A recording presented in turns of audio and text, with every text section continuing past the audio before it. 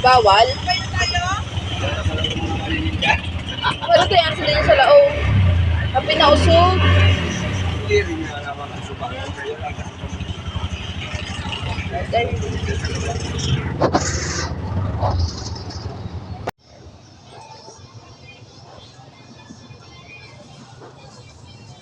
Yan lang yung pinamalengke ko. Kasi Tagalog lang yung halos na ubos na gulay ko kagabi. Kahapon, yan.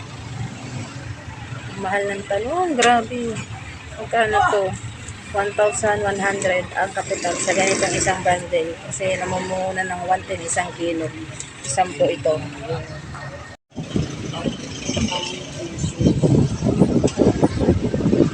Yun na. Dikit.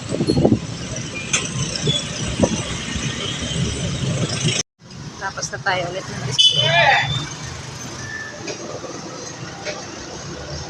Ito na yung sobrang mahal na talong. Oh. Mahal na talong na yan. Mahal.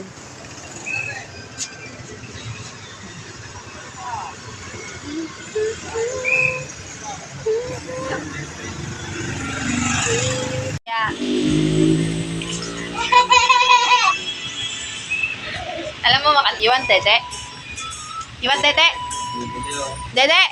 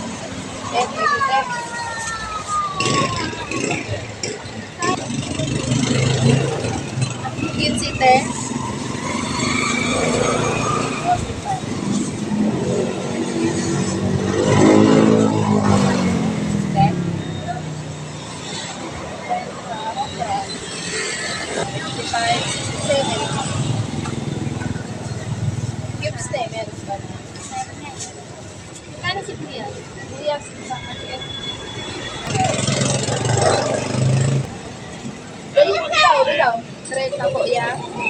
Bitaw.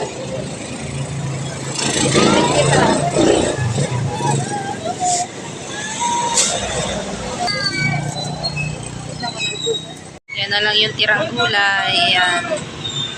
Yan yung Tagalog.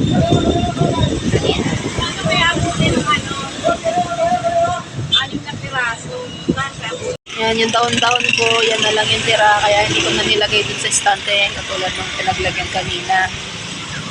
Yan. Yan na lang.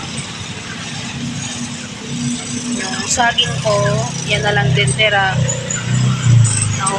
Nauna nang naubos yung latundan. Sa bayan na lang. Patatas o konti na lang. Sibuyas ko din konti na lang. So, yan na. Mga suki. Pero medyo matumal pa yan. Konti lang yung talagang napamalengke ko kanina gawa nung talong nasira yung budget ko sa palengke. Kasi wala naman talaga sa planong bibili ako ng isang bundle na talong. So, ayun.